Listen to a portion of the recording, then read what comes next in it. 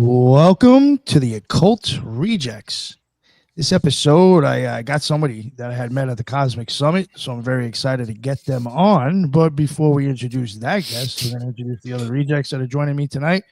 Unfortunately, Headless was having a connection problem, so he had to bow out. But definitely check out Headless's show and send some emails to his bag, Headless Giants podcast, or whatever it is. Fuck. See, I can't even remember the email. So, yeah, send it over to him, and we'll read it on our show on Thursday nights. Unfortunately, we couldn't do one this Thursday, but I think we're going to try to do it tomorrow. But, all right, that was Headless, and now on to Jacqueline. Thank you very much for joining us again tonight. Yeah, thanks for the invite, Nick. Appreciate it. I'm Jacqueline, co-host of Universe Unveiled podcast, presented by the Institute for Natural Philosophy. And you can find us on all the regular places, X, Instagram, all the good spots, and YouTube, obviously, also. So, yeah, I'm excited to be here and talk about something that I have a lot of interest in. So awesome. Good. I'm glad you made it then. And definitely go check out that show. It's rather new, but they've had great guests on already, and they're great. They're great podcasters. It's good stuff. So go definitely check it out. And my man Tyrone, somebody else that I had met from the Cosmic Summit. My man, what's going on? I think you're still muted there, sir. Nah, it took a second to unmute for some reason. I pressed the button. I don't know why it's doing that, but hey, I'm glad to be here. Yeah, I met Nick and Paul at Cosmic Summit. That was actually one of the best times I've had in a while. Everything you can find on me is at rebirthoftheword.com. And also, just like how Paul said, got flashed the book, Journey Through the Origins of History can be bought on Amazon. I appreciate it. I'm ready to get it started. Thank you very much, sir. And finally, to Paul K. Brennan. I don't know if you mind. Paul K. Brennan, Paul. Yeah. Yes. Family likes to call me Pablo. I guess that just became a kind of Pablo. Yeah. Okay. All right. Yeah, I could call you Pablo if you want. Yeah, well, it's okay. Paul's good. Anyway, I'm happy to be here. This is the first podcast to introduce my book, which is you guys the first. Yeah. Holy shit. I know a guy named Tino Struckman, and he has a channel, YouTube channel, and he's on Patreon, and he goes and checks out all the forts, World War I, World War II, and all the underground stuff that they were doing, the Nazis and stuff like that. So I've been trying to get him. He's a hard guy to pin down. But he's pretty cool. Look into that guy for our guest on this show. I could send you a link to his stuff. Yeah, that'd be awesome. But he's pretty cool. Been around and stuff. So, nice. So we're popping your cherry tonight.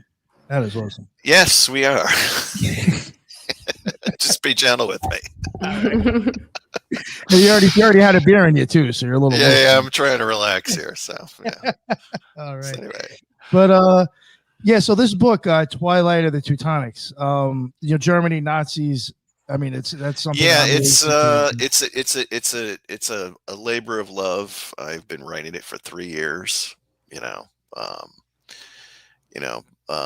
was originally the idea. Well, I'll kind of give you some background. I went to Queens College, and I graduated in 2006. Okay, so I took major in media studies and minor in film. So I'm a huge, film buff, lover, that kind of thing. So, I was really wanting to get into film, and I had this idea. Originally, I had this idea of like Iraqi war veterans coming back, and they're all pretty fucked up. And one of them happens to be this cousin works at this bank, and they're like fixing the bank, and all the money's out in this area, and it's not in the vault.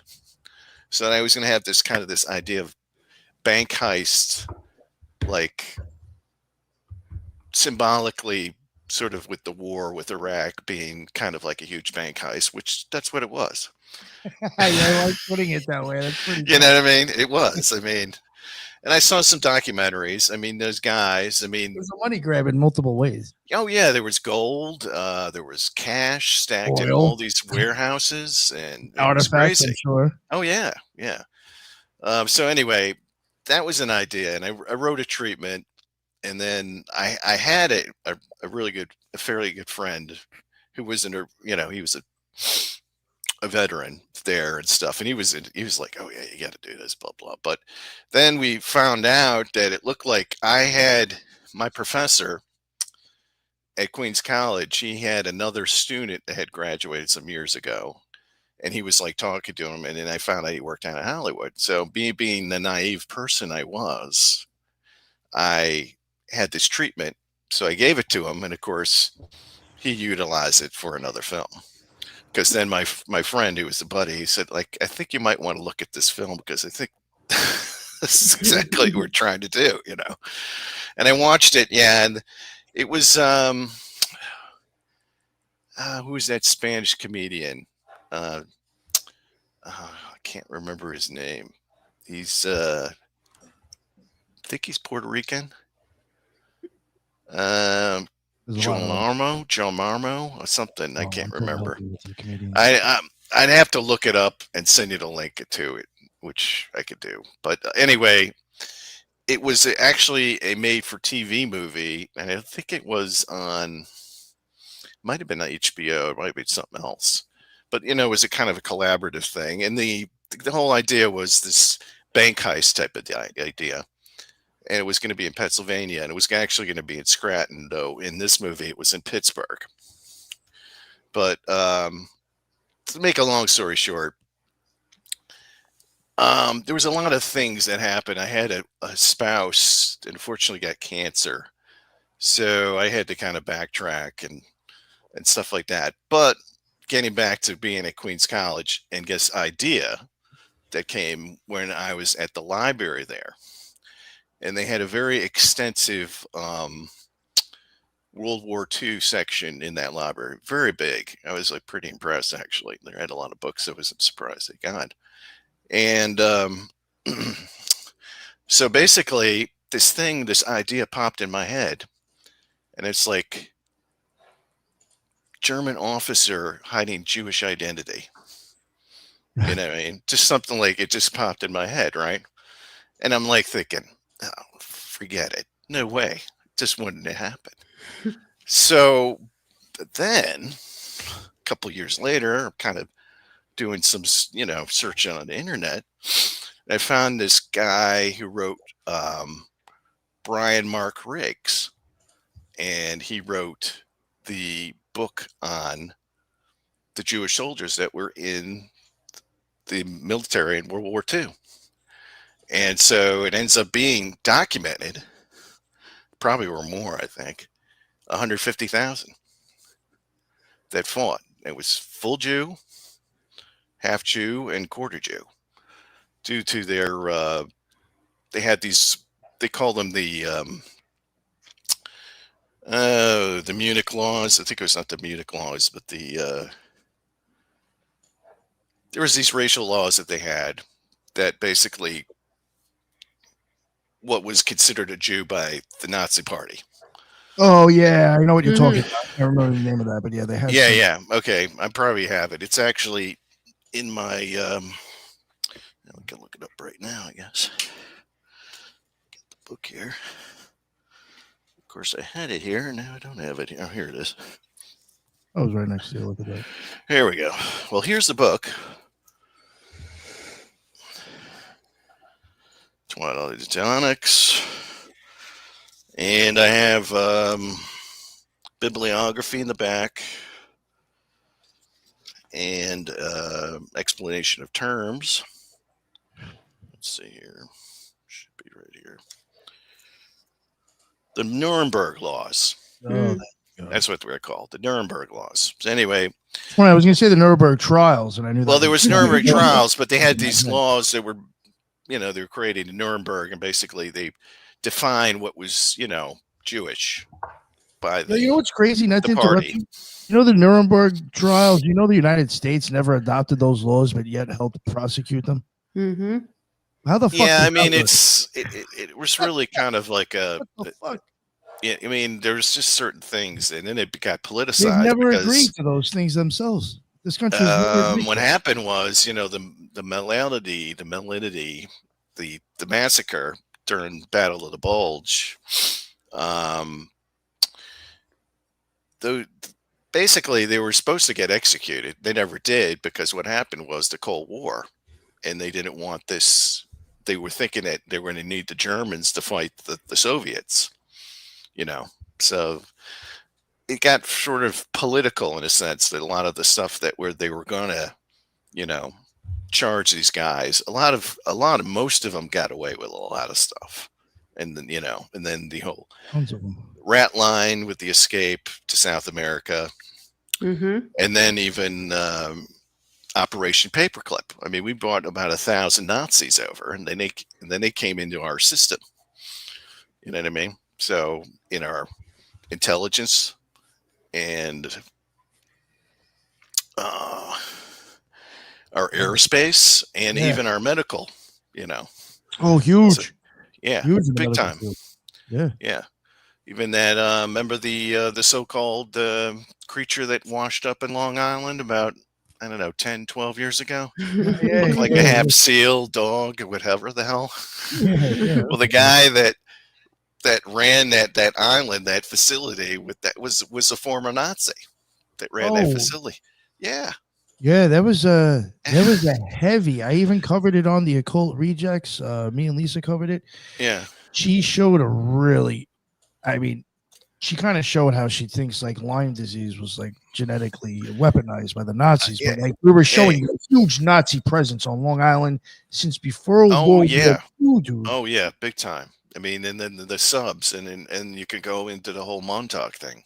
You know, there was I would even question how truthful You this was, but like there was 33 Nazi spies busted at one time on Long Island back in like the 1930s. I'm like 33, of course, but right. Yeah. so it was just and like at one point the United Nations was actually held on Long Island, and that was during the time there was a heavy Nazi presence before World War II. It was really, And then actually, wow. interesting enough, though, they kind of, you know, he said, you know, they kind of with Hitler, there were family members of Hitler that were living in Long Island. They looked a lot like him too.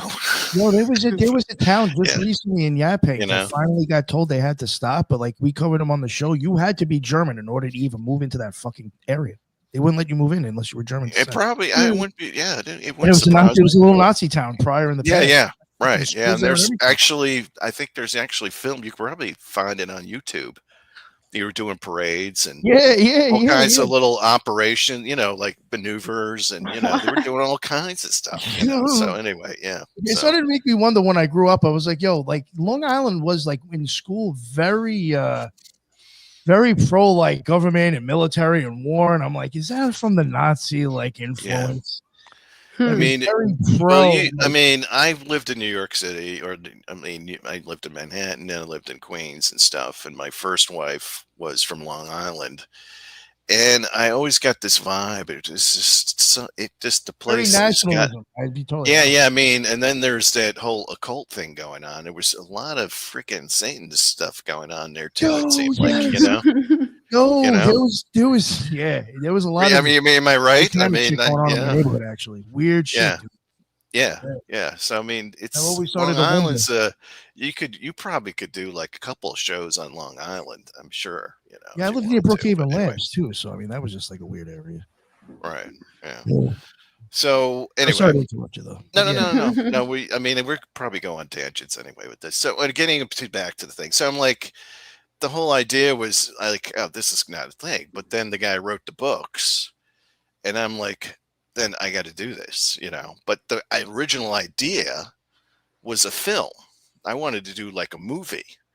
But then it was sort of like, you know, I'm writing a script, and it's just going on and on and on, you know. And then I have a stepsister that works in Hollywood, you know, does script writing and everything else. Yeah. And she, you know, in 10 minutes kind of ran down how it really works in Hollywood. And if it's over 100 pages, if you're not like Scorsese or something, it get, you know, 120 pages, it goes into the shredder. I mean, it's not even looked at. They don't even look at it. They won't even look at it. Oh, wow. Yeah. So just kind of a warning to anybody If you really want to do a script, I mean, you might have a good idea, But then, my stepmom's like, damn man, this could be a novel. She's looking all, because I got all this dialogue already set up and everything. And then Anne goes, you could make more money because basically sell the rights, you can make a lot more money than if you sold the script. So then I was like, the bell went off in my head, bing, and I'm like, all right, now I'm going to write a novel instead, because then I can do and have what I want as the story, and if they put it on film and they fuck it up, well, I have my book. You know what I mean? That was my feeling about it. It was like, so I, began with notebooks first, and the whole idea was kind of identity. I mean, he's sort of like the character Wolfhauser. He's the main character. He is in the paratroopers. They were probably one of the more elite, like, military groups in the Third Reich, other than the Waffen SS, which he ends up being in by a kind of weird kind of arrangement, which I don't want to really. That's a spoil alert. I don't want it to keep, because I like the people to read. But basically, he finds out, he gets a letter, his commander gets it. So then he reads it to him. He's like, look, why don't you go talk to your mom, find out what's going on? Well, so I guess, there was a family secret, right? So, and he's just like, oh my God, because he wants to go up the ranks. He's just made lieutenant, you know what I mean? And so there's this weird thing where Himmler is having this New Year's Eve party at Wellsburg Castle. Himmler's got to have an awesome party. If he's throwing parties, I guarantee. All right. Well, anyway, I don't. This is the fact and the fiction of fact. Now, this castle existed, and he was setting this up as a center for SS studies. Okay. He wanted to make this place the Vatican. With Wellsburg Castle. Have you heard of it before? Yeah. Okay, so he had all these ideas, that he wanted with this castle of his, and so what had happened was this party probably wouldn't have happened because he's inviting all these people into this castle. It's like financiers, other officers, so basically it's this open thing, which I don't think would have happened in real. But I made it as a vehicle because there's so much weirdness that goes on with this castle. Because it used to be, they tried witches back in like the 1500s in this castle, and they hung them in the courtyard. Yeah. You've heard of that? Yes. Yeah. Yeah. Okay. So, the place, it's sort of like what it is okay. His officer says, look, we'll go to this party, get some time and talk to Himmler, and maybe he can clear this up. Because maybe, this is some kind of clerical mistake or something, right? So anyway, so he goes to this part. And it's a kind of a pivotal part in the book because there's a lot of stuff going on. This kind of Game of Thrones stuff starts. And this is where the Hat Man, as I call him, appears. And he's connected with this whole hidden financial thing going on with the Third Reich. Okay. He's sort of symbolic. He's kind of a composite of a couple of financiers that were helping the Nazis back at the time. So anyway, so he goes to the party, and I'll just let it at that because there's a lot of things that go on, and that's spoiler alert. And I don't want to, Yeah, of course. You want people. So when it happens is it's sort of like, he's like, he meets an officer who's an adjutant of Reinhardt,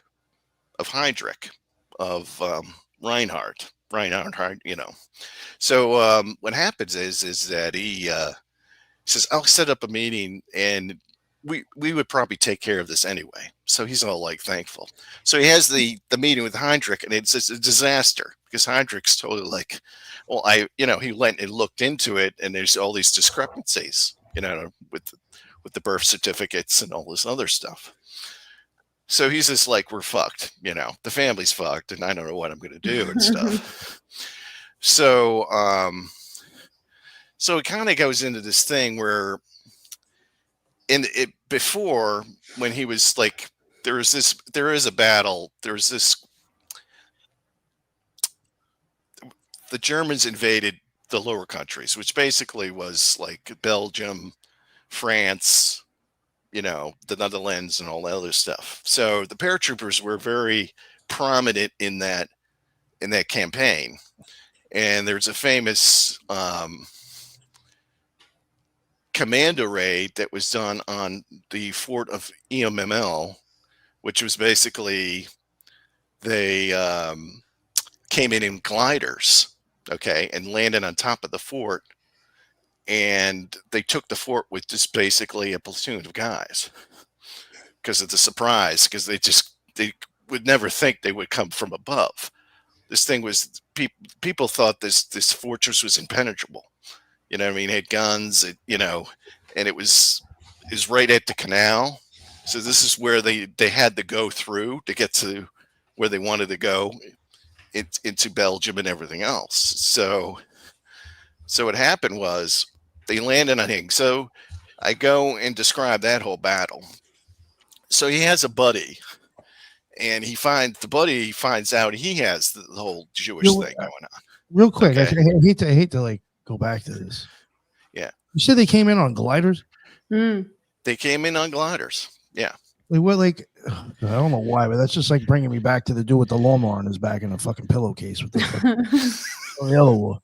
Yeah, I mean, it was ingenious. They really, really planned it. I mean, like up to like a year. It's 6 months of actually training. Okay, they had this planned, and Hitler actually was the one kind of sort of helped it kind of helped along with it. So he was always kind of into the whole what's the next innovative weapon and all this other stuff. So they were using these high end explosives to blow up the cupolas, which were basically cannons that stuck out of the ground. They could swivel basically like 360 degrees anywhere. So this was like so innovative. Nobody thought they would do this, right? So they come in these gliders, and they're only like a platoon, So, and the guys on the ground are all freaking out because they're thinking there's more guys. This is like a huge attack and all this other stuff. So I go in that whole thing, and basically his friend finds out he has the same dilemma. His mom, was born, was Jewish, but they converted when she was younger. So it was one of those things they always thought, well, what's the big deal? So anyway, that's a dilemma that goes on. So there's a thing where basically, this is kind of a spoiler alert, but the friend's mother dies. Okay, so there's a funeral. So this is where a deal is made. So I'll just leave it at that. So he ends up going into the Waffen SS. So there's this whole thing where he's kind of rehabilitated again. He was with a commander that's General Steiner, which was pretty an innovative general at the time. And then there's a incident which puts him in a situation where he has to, he attacks like a Wehrmacht officer. Okay. And then what happens is he's kind of demoted, and then he has to be in the Eisengruppen. Okay. So I go in that whole thing. I'll leave that there for that story to people to read because it's pretty heavy. It goes into some even stuff that's kind of what's kind of going on now with things we're finding out. So I'll leave that as kind of like a hint, So anyway, there's that whole thing, and then there's this whole, like I said, there's this whole, like, as they call it, like Game of Thrones thing going on in the background that, he's connected with, but you're finding out how the Reich really works, if you kind of understand what I mean. Yeah. Okay, so I really go into what Borman and his control over everything and how he gained control of running the Reich. Because did that really happen? It did happen. Mm-hmm. Yeah, he was the secretary, and he got into Hitler's confidences, and basically he was like the guy. He positioned himself. Yeah, he was the guy everybody had to go through to get to Hitler, right? Mm-hmm. Even Himmler had everybody. Wow. I thought Himmler was a fucking boy. Well, Himmler was like, he was like that. It was like the relationship he had with Hitler was like that kind of boyhood worship. Like he just, he had to get that approval from the Fuhrer. So there was a point in time where everything's going to shit. And then it's sort of like his, one of his officers is like, trying to convince him, it's just not going to work out. You have to stand up and take over, but he's so reluctant, you know what I mean? So, I bring in a lot of these ideas of the sort of the secret kind of financial cabal that was behind that was going on. And, basically there's some, esoteric stuff that kind of comes in and out, though he's kind of a, and a military guy.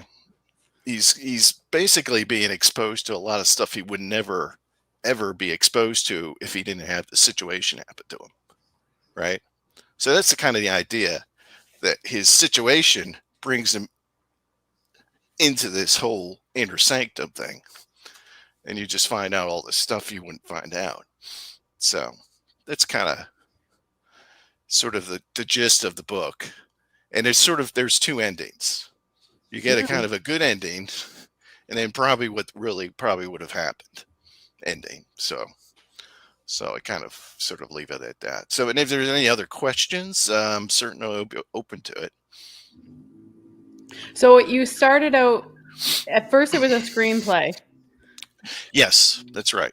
Yeah. And then I had hundreds of pages of dialogue. Okay. This whole story was like I was writing it as a movie. Right. And if you read the book, it is very cinematic.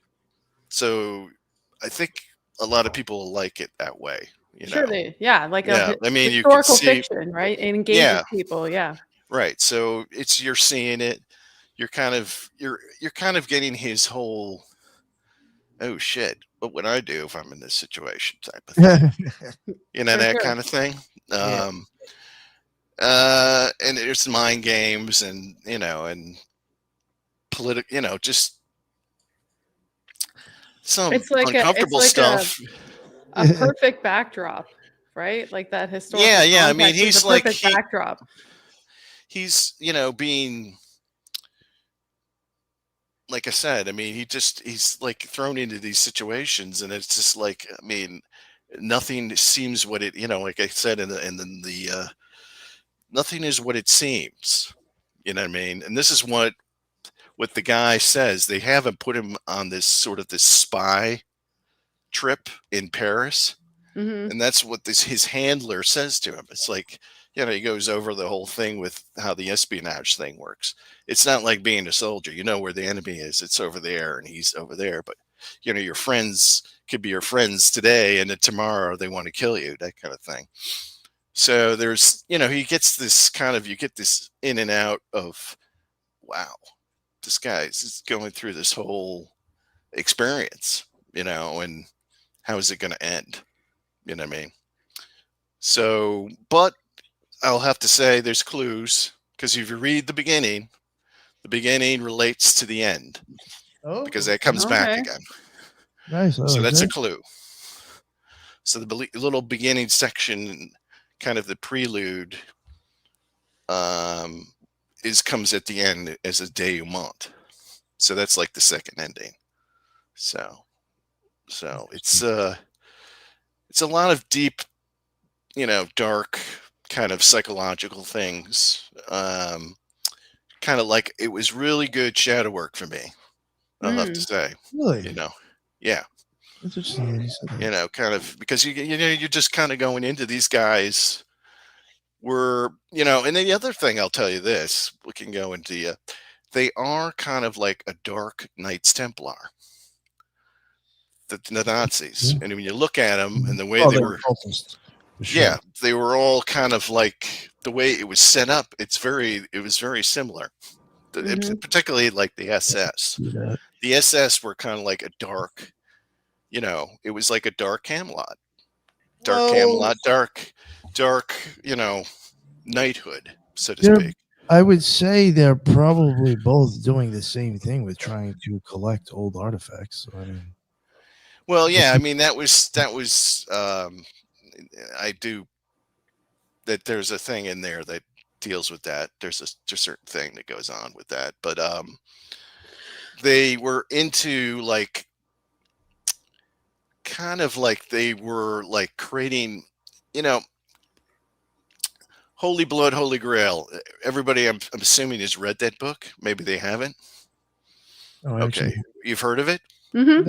I've heard of it. Okay, I recommend reading it. It came out in 1981, and this is what before Dan Brown. These are the guys that really started putting it on the map with the whole Mary Magdalene.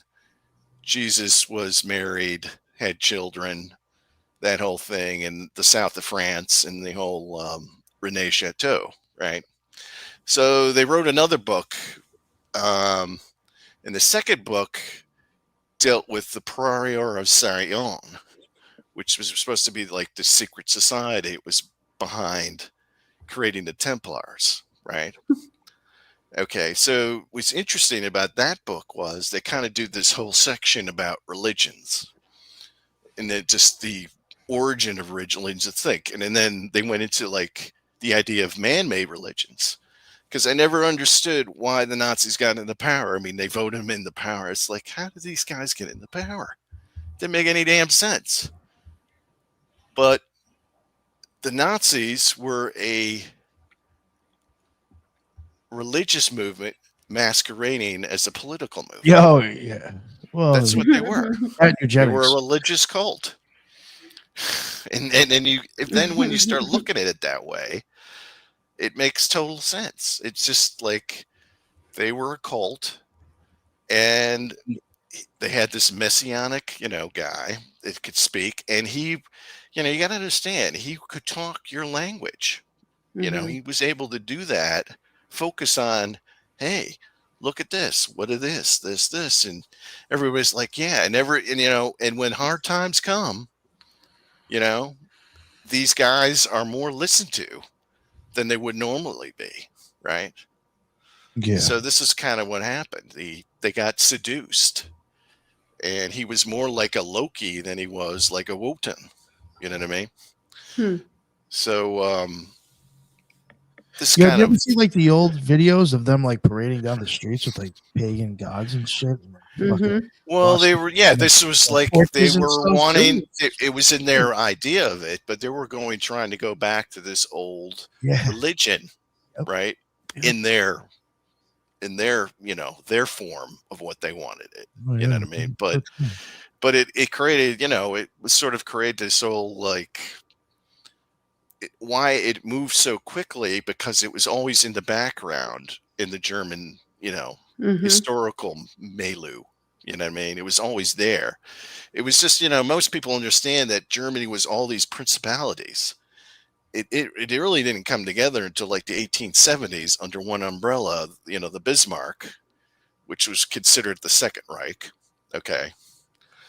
And as a country, it was really a recent like phenomena as a unified thing, because there were all like different principalities, different, royalty. So the Germans were more, the mentality was they more were interested in the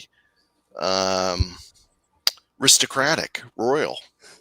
You know what I mean? They prefer that kind of rulership to like democracy, or that kind of thing. So it was like when the Weimar years came, which were interesting. They were just kind of underlyingly were, the Germans, the conservative side of the German population never was comfortable with it, and then this guy comes along speaking their language, you know what I mean? Oh, he's gonna solve the problems. So, but then, like I said, there was this underlying thing going on with who was financing him and who was controlling him. Really, it wasn't like this independent character. Yeah. What I mean, I think you kind of I mean, not to reiterate it again, but yeah, when it comes to the Nazi Party, I think that whole war was a cult. And it was like he even had like Italy going into Ethiopia and taking a cult shit for him. They took the lion. Oh yeah, I mean that was whole, like I said, there was this whole thing with the Masonic lodges and taking shit. Right. Well, that was the thing, and they kind of actually, when you look at some of the paraphernalia of Nazis, it kind of does look like sort of Freemasonry. Mm-hmm. They incorporated these systems into their own system, kind of, so to speak. Yeah. Though they outlawed. I mean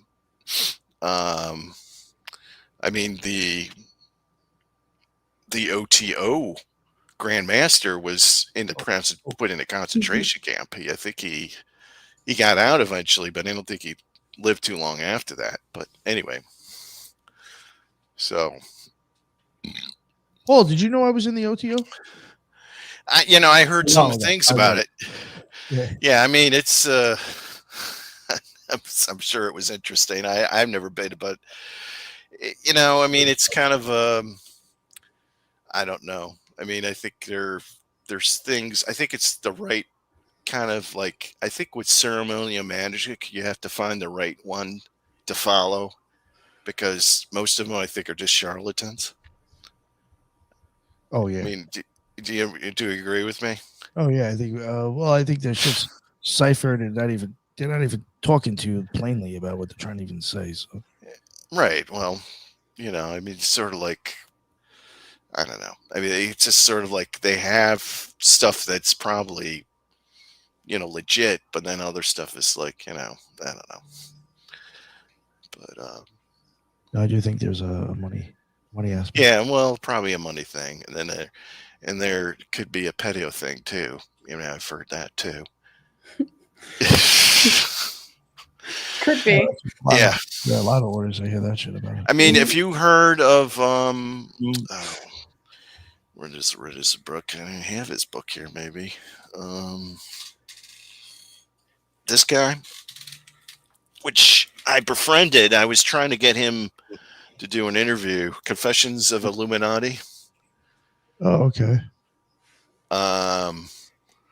What's his name? His name is Leon Zigami. Have you heard of him? Oh God, I know Leo Zagami. I know who he is. Right. Yeah. I mean, you should read these books, bro. I mean, I'm telling you, these are like total inside all that stuff. Yo, yeah, he it's funny. I was on his website and he talks about how the OTO actually slapped him with a copyright infringement. Oh, really? In one of his books, and he mentions the chick's name, and I was like, "Oh, that's the same motherfucker that hit me for my the episodes when I covered the initiations." I was like, "Same chick," so I was like, "I know he ain't lying." You got to know that woman. Yeah, well, I mean, if you want to see how screwed up some of these individuals are, I mean, you could read his books because he was in it. Yeah. I remember watching videos of him. He was over in Europe, right? Yeah. Well, the whole thing was back in it was 2006. I talked to him, and he was getting out of it. He wanted to get out of it, right? But he still had those lingering. He thought he was wanting to be the grand poobah of the whole, thing, I guess, or something. I don't know, but it got weird. I mean, if we get together some point, I will give you that conversation. I really don't want to get into it right now about talking to him about him because I never met him. I had a lot of Skype like interactions with him, and I was trying to get him over to do like at a presentation and talk and stuff like that, but it never worked out. And then he threatened the president of Norway. He got arrested and shit. It got weird. It really kind of got weird. But anyway, he's an interesting fellow for sure. No. But then I think what he did is he kind of like probably went through this kind of dark thing and then cleaned up his act. And that's what it seemed like from the interviews I've seen from him. Yeah, I mean he's like he's Project a lot. Camelot days. I remember watching him. Yeah, he's. I think he's in a better mindset. He was still. Oh, he doesn't think he's Jesus anymore. Yeah. Yeah. That kind of thing. Yeah, he went through a phase Exactly. where he was Jesus. Yeah, something like that. Right. Yeah, I don't know, but yeah, no, he's a lot better since then for sure. Right. So, any questions? Anybody out there that want to talk about more Nazis? More Nazis. Let's see. You said you do get a little into the esoteric or the stuff like that. Yeah, I mean, it's like Himmler. Okay, yeah. There's an aspect I go into. There's this guy named Herr Wolf, who was their prominent astronomer or astrologer, who actually was the one that found out through astrology and probably, I'm thinking of probably a bit of like, I don't know, like psychic awareness where they were hiding El Duce because they wanted to get El Duce out of Italy. And so that was another paratrooper thing with gliders. They had to do it in the mountaintop of that hotel. But, he kind of was the one that kind of was able to pinpoint kind of where he was at more than anybody else, I guess. But what was going on at the end of the war, this guy Himmler was like getting consultation with this guy like every freaking hour. That's what to do. I guess he was that accurate, you know what I mean? So he makes an appearance in the book, this Herr Wolf, who was like their astrologer. So I kind of go into the astrology as well, and they were very into that. The Nazis. Yeah, they were actually. Yeah. So I touch on that more. I don't, the next book I want to do is with the hidden technology. So I might get more into the sort of esoteric stuff and maybe the that society, the Abenaki. That was their their archaeological society that was going to find the artifacts and all this other stuff, right? So I remember hearing about them a minute ago, and I had thought about doing an episode on them. I totally forgot about them. Yeah. Well, we could, I certainly would be happy to come on that episode if you want. I mean, maybe we'll talk about doing that in the future. We could both talk. We could, and I'll do some. It's very interesting that whole like group of. Oh yeah, they were go out and get artifacts. Yeah, they were all into finding these artifacts, and they've successfully found some stuff. I mean, and then there was the whole thing with Otto Rahn. He makes an appearance. His book makes an appearance in the book. Have you heard of Otto Rahn? Mm-hmm. Okay. Now, interesting enough with him was he was hiding his homosexuality, and he looked like he was Michelinga, which is usually what they call the half-breeds. But he had maybe Jewish ancestry as well. Oh, shit. And Himmler was still trying to rehabilitate him. He just he didn't want him to get PSS, anyway, I mean, but, he was sending Otto on all these intelligence gathering information, trying to find stuff. I mean, he went to Iceland. They were trying to prove a lot of their theories. There was the ice theory, the whole theory that this one researcher had this idea that was all based on the world was based on this ice kind of creation myth, so to speak. I don't know that one. Yeah. Could go more into theory. I mean, I didn't read much about it, but it's kind of fascinating. But they were all into something like Atlantis, but they were all into the one of the, I can't remember the one it was called. Yeah, maybe it'll come to me. Anyway, but yeah, I mean, Himmler was doing all kinds of stuff, and then of course the expedition to Tibet. You've heard about that. Anybody you've heard about? Yeah, all right. Yeah, go on. Go. What's up with the Tibet thing? Well, I mean, they had a base of operations there, and they brought back artifacts. You know what I mean? So, I mean, they had a relationship with the Tibetan monks going through World War II. You know what I mean? And probably it continued afterwards, I think. So, anyway, but there was an expedition sent before the war, but there was another group that went during the war there too, and they were trying to like arm some of the, some militant groups there, because the Brits, the Brits were there too.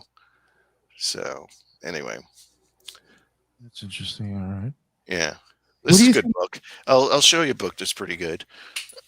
Real quick too. I want to ask actually everybody's opinion. This is about the expedition to Tibet. And this is a good book. The guy went and checked out everything. So I recommend this book. Who's that by? It's Christopher Hale, Hale. Himmler's Crusade.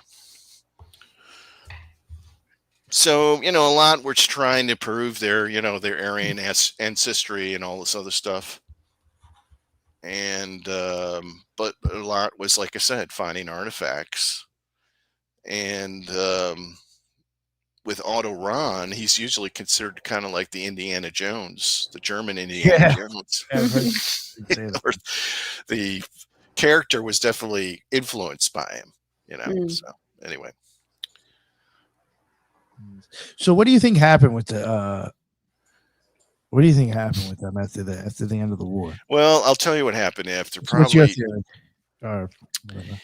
There's, okay, I'll tell you some things. Hitler might have gone to South America, but I'm highly doubting it because he had this huge phobia of water, especially open water.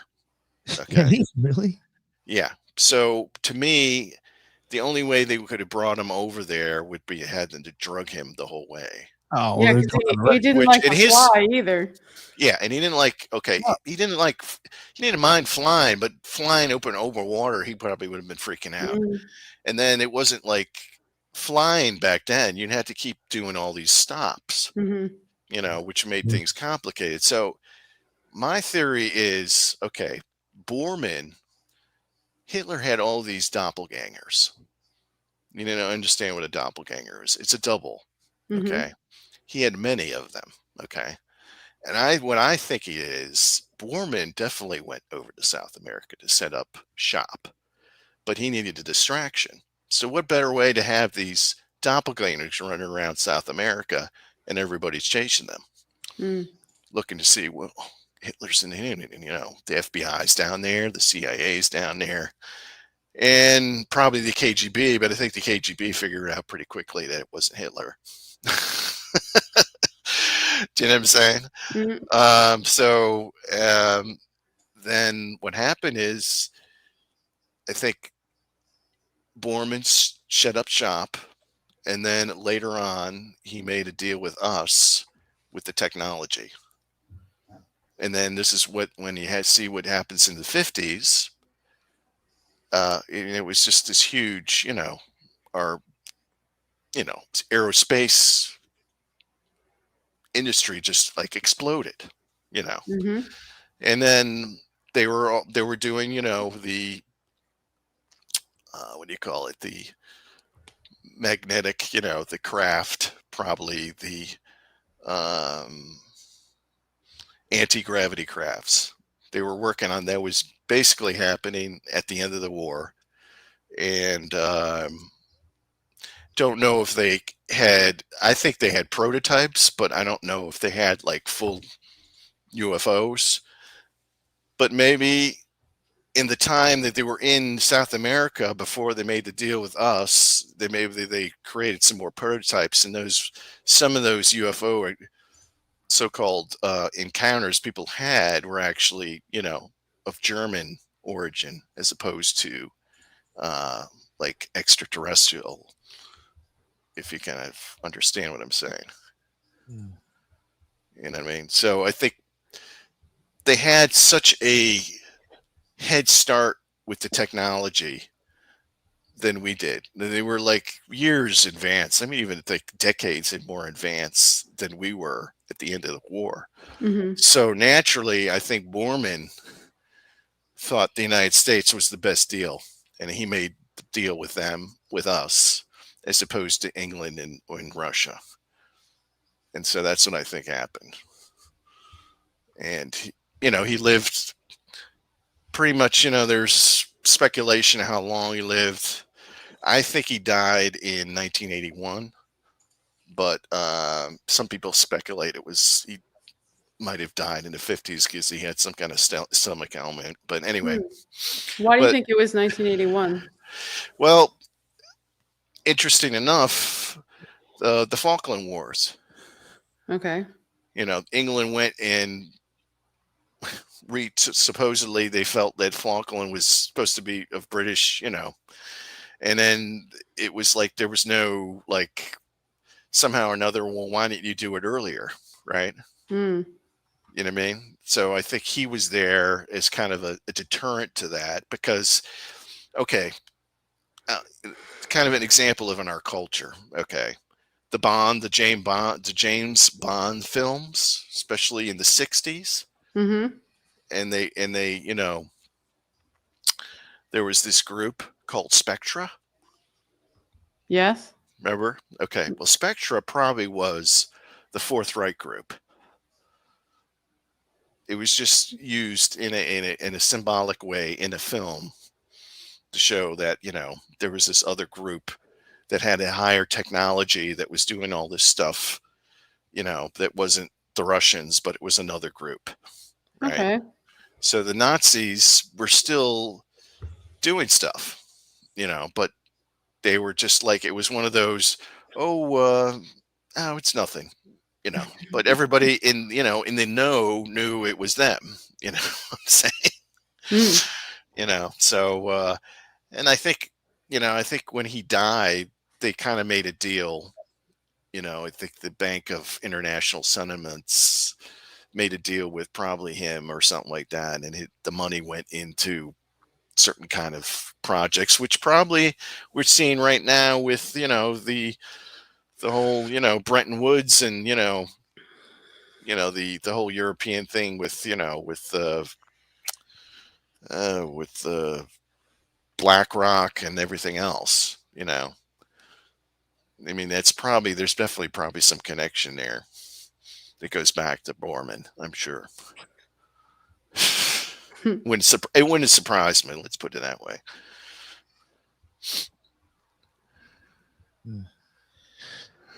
Was there anything that you guys wanted to mention about with Nazis to talk about? I have a question. Y'all Oh, go ahead, Tyrone. No, go ahead. I was just going to ask a question about your the next book you want to write. Is it going to be a continuation of the one you've already written, or independent? It will be, like I said, I have this idea of 3 different books, but it will be independent.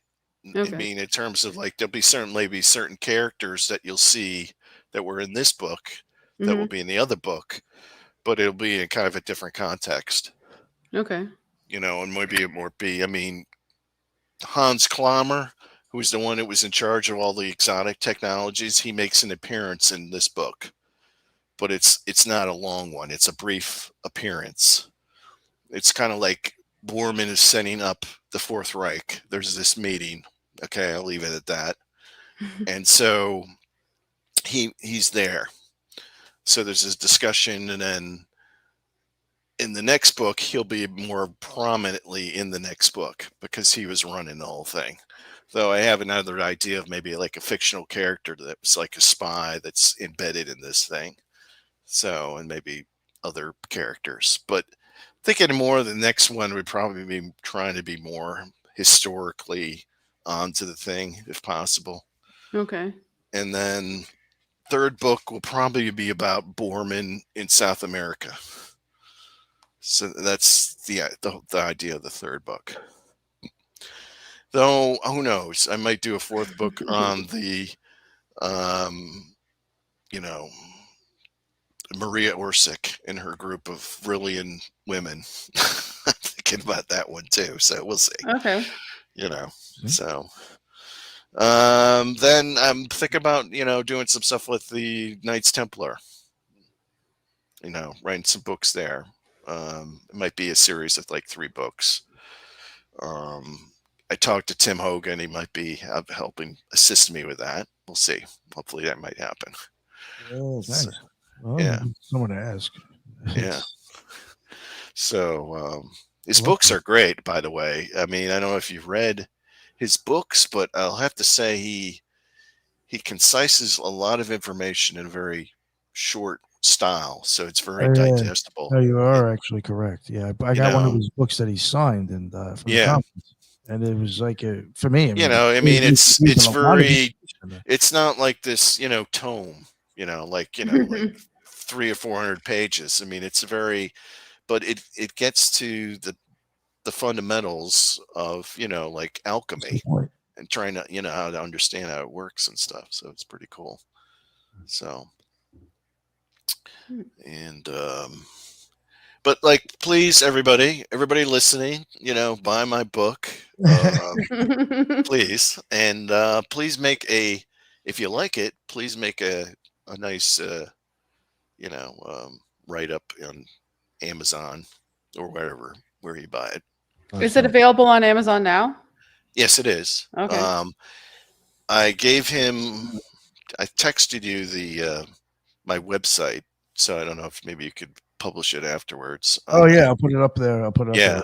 Yeah. So, and you know, I'm probably be working on getting it on YouTube, and who knows, I'll be probably doing this eventually too. So maybe I'll probably be part of the rejects myself at some point. No, you should definitely talk about what you do with the Templars. Yeah. Well, it's the Templars, you know, in a lot of ways, the book kind of was inspired by the Templars because I wanted to understand how the Templars worked. And since the Nazis were closer historically, analyzing them was kind of like, it kind of helped out with kind of understanding them in terms of how the sort of like the, you know, the hierarchy a little bit, maybe in terms of like, you know how it worked in a way. It was certainly different, but there were a lot of similarities with the SS and the Knights Templar. You know, although Himmler said, you know, he wanted to. It was more the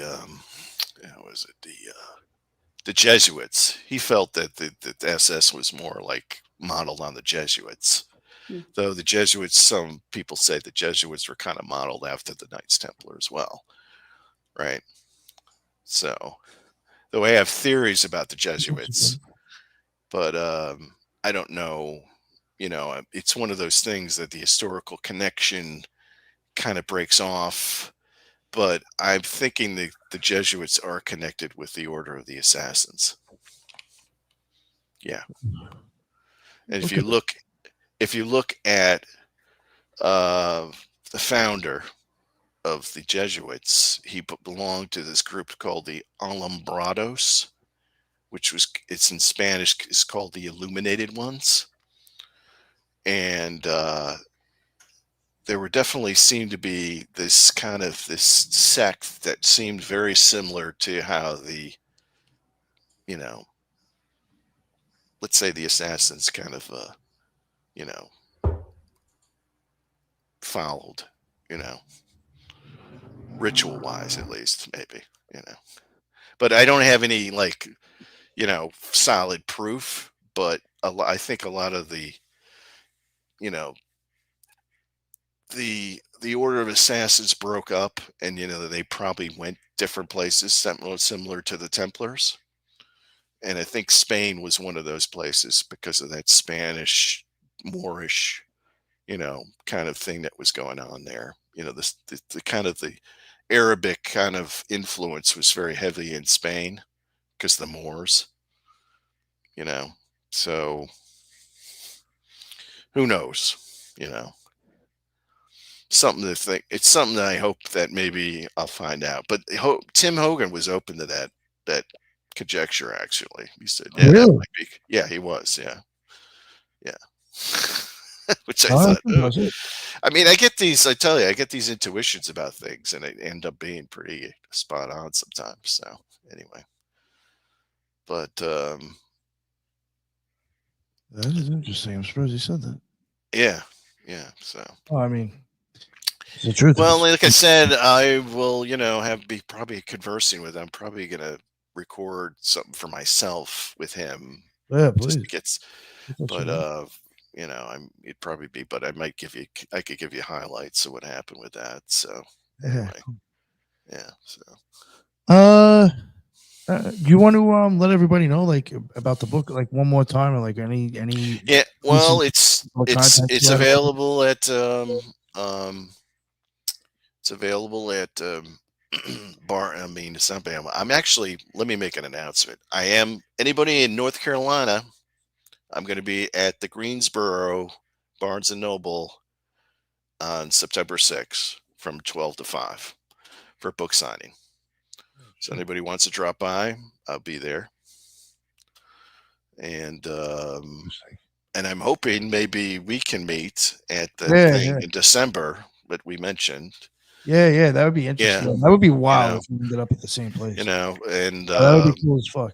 Yeah. So, and then, like I said, right now I'm kind of busy trying to sell my book and working on probably some other things. So, like YouTube and all this other stuff. So, it will be coming. I'm on X, but I haven't really been posting on X. But also I'm on Instagram. So, as you know. So. Yes, that I know for sure. You're on there. Right. Yeah, if you want, I can leave that down there as well as with right. Site. Yeah, you know what? Just real quick, because you reminded me about it. I think it's December 18th. Because you were talking about an event that we might both have booths at.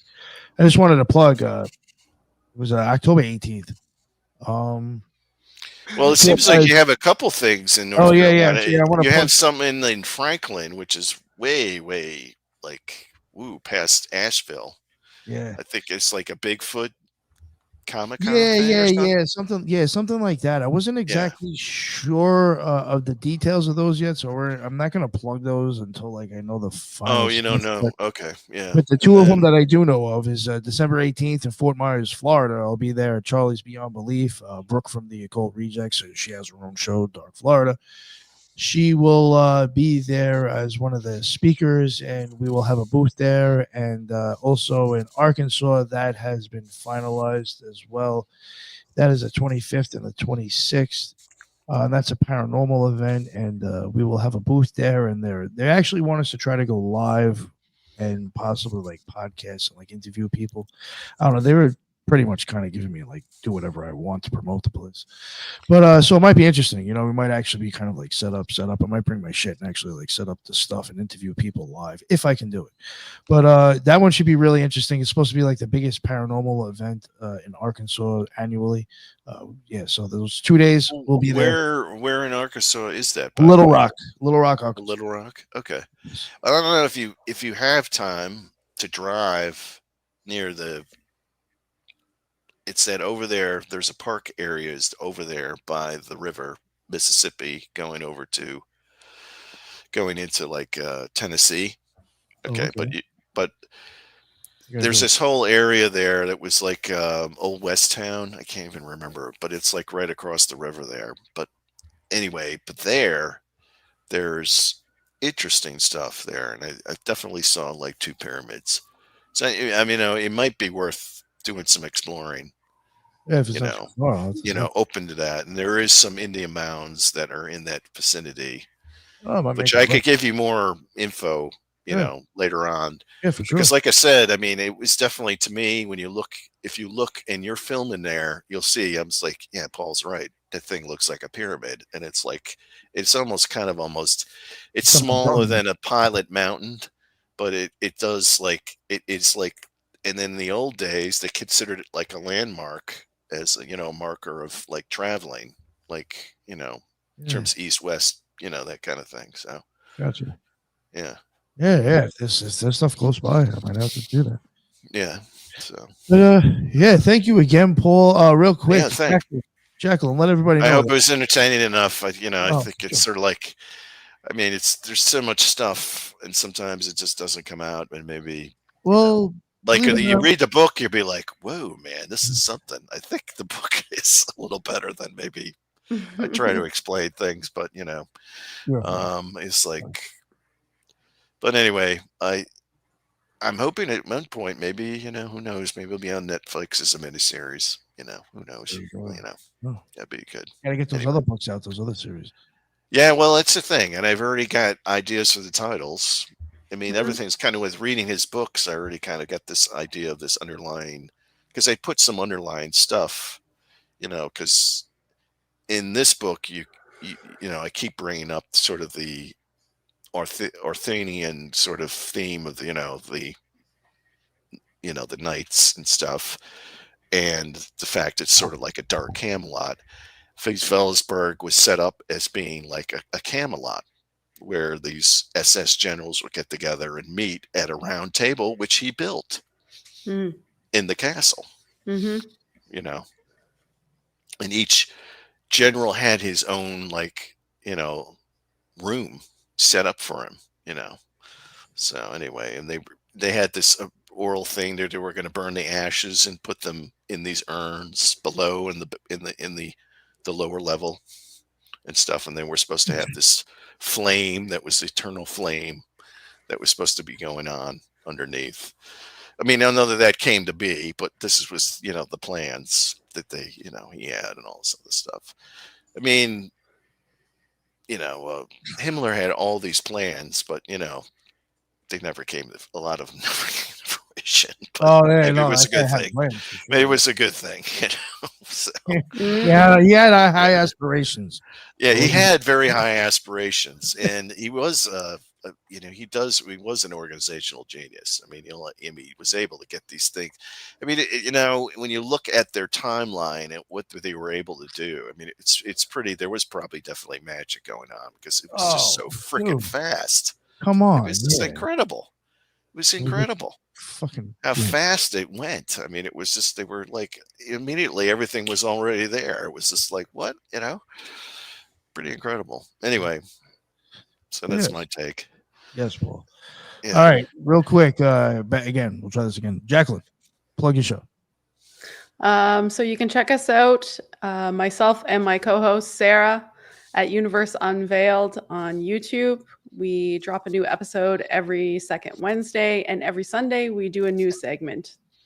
Yes, that's right. I forgot about your Sunday stuff. Yeah, it's a fun little 10 minute. What kind of stuff do you cover with the news segment? New discoveries, archaeological, science, philosophy, psychology, whatever's good. Cool. Yeah. All right, cool. Nice. Yeah, and I just want to say thank you, Paul, for sharing. I'll definitely be checking your book out. I love anything to do with sure. I mean, if you feel like you want me on your show, I'd certainly be willing to come on. Yeah, for sure. I'll find you on X. Yeah. All right. Yeah. I'll start. Yeah, now you have to start using X. Now I have to start posting on X. Yes, you're right. Nice. All right. Thank you. All right. Thank you so much. Of course. Yeah. Thank you. And Tyrone, sir, please let everybody know where they can find your amazing stuff as well. Yeah, I really enjoyed that. So yeah, I want to say I'm definitely gonna look for you on X also, because I probably want to dig into and talk to you more about it, because I do like to talk to authors of books that I've read, and I love reading books. So I'm definitely gonna pick up your books. I took some notes down of where I can get your books at from Amazon, so I already have them in my cart ready to get bought. So Very good. appreciate that. Like I Nick, said, for I letting mean, me- my book leads to other books, which I think Yeah. you'll like, because I do use other, and films too. I mean, films I grew up with were definitely an influence with the story. Good film you want to watch is Castle Keep. I highly Okay. recommend it. So you can check that out. It came out like late 60s with Burt Lancaster. And Burt Lancaster is kind of a composite of Wolf in a way. They're kind of an American version, I guess. But that movie made a huge impact on me, and so, and the cinematography is really nice in the film. And it was very, Spielberg was very influenced. I mean, you see the movie and it's like, oh yeah, he took this and used it in Private Ryan. So you'll see what was done. It was just a total ripoff for Private Ryan. There's this one scene you'll see, it'll be like, oh, that's where he got it. Yeah. So anyway, but and there's other films and other influences that kind of influenced the book, and try to experiment. Hopefully some of them worked. The experiments, we'll see. It's my first, so you know how it goes. So anyway, but Nick, hey, Yeah. appreciate this, bro, and you were gentle with me, so I appreciate it. Yeah. Oh yeah. Oh, he saw me on my worst spazzing out on one of the fucking George's fucking henchmen. Well, I mean, yo, that guy had. it was. I mean, we can laugh at it now, but I know Oh, you were yeah. just that whole thing with But I mean, if they didn't communicate with you clearly about what you could and could not do. I mean, what are you going to do? I mean, I don't know. That's what it I sounds wasn't like. even bad about that. It's just like when you're telling me I got to give you everything on that, whatever. I'm not. Well, that was the whole kind of, situation. yeah. I was just like, that makes Yeah. no fucking sense. Go fuck yourself. Yeah, right. That wasn't happening. But yeah. So I was nothing Other like than that. that- It was a lot easier. So I'm sure it was a lot more fun. So good. Okay. Well, if we'll be in touch, but hey, Definitely. if you're thinking about you being in the area, certainly let me know. Yeah. No, We me and could get Tyrone are together. talking about going to Mount Pilot at some point in the future. So yeah. So Right. I keep forgetting you live right over there. So I'll definitely. Yeah. I'm about 45 minutes to 50 minutes away. So I'm not that far at all, 2 actually. hours for me, I think. Yeah. So. All right. All right. Thank you again. And thank you, Jacqueline. Thank you, Tyrone. And thank you, everybody in the chat. That's what's up. I appreciate it. And until the next one, everybody be well. All right. Thanks, Nick. Yes.